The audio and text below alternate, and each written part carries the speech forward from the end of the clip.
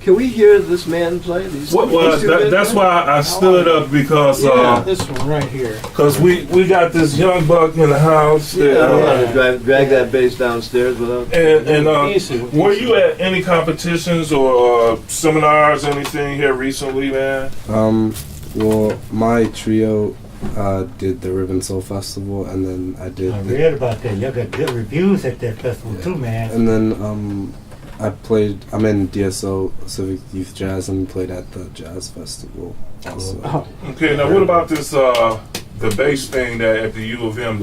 I participated in Bass Bash for the second year now, and it's just basically where, like, this year was like 20, 50 bass players get around, and then, like, you spend the day playing, and then you go to little different groups, and then the group leader was Mr. Hurst, and then we learned a bunch of like jazz stuff, techniques and stuff like that, and then we prepare a piece, and then at the end of the day we do a concert. Right, I think when our BASSmint alumni Brandon Rose was hanging out with y'all that day. Are you familiar with the International Society of Bassists? I'm part of that. Have you gone to their convention? I haven't. Someday, when you can swing it, do it. Okay. I thought I knew a lot about basses and bass playing and sounds and whatever until I went to my first one in '93. And it opened up a whole world, because here's the greatest bass players in the world, 3 at a time all day for a week. And you start to hear all these people that Bob was talking about, and Rick, and they're there. They're just playing for you for an hour. It's like... Yeah.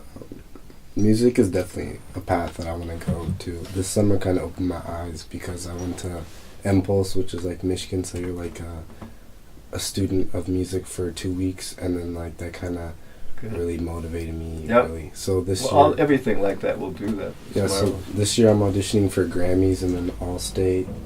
I got in the Michigan Youth Symphony Orchestra, and then I do gigging on the side along with basketball. And some of your favorite basses out there? Obviously Mr. Hurst, Ray Brown. My first bass player that I listened to was Paul Chambers. My bass teacher Marion Hayden, and then Ralph Armstrong, who kind of assisted me to get my Warwick for my birthday. Or was it for Christmas? It was for Christmas or my birthday. And so, like, now I'm starting to look at new people. Like, ever since George Duke died, I didn't listen to a lot of George Duke before, but like I've been looking at bass players. I went to Stanley Clarke concert. That I like Stanley Clarke. Esperanza Spalding, definitely. But yeah, so. And one of George Duke's bass players is a Detroit bass player, Byron Miller. Yeah, who killed it at, what was he, 18 to 19 on that Reach For It solo? Killed it, man. Yeah.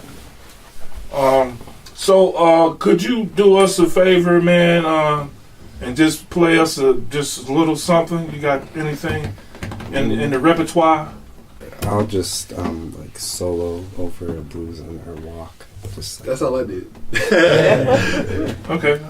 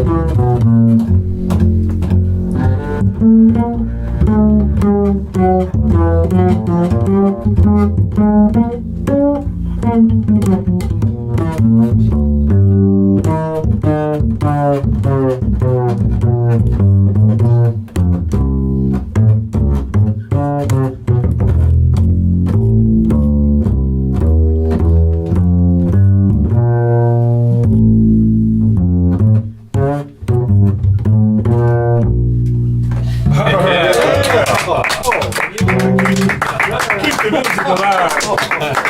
That was awesome, John. That was great.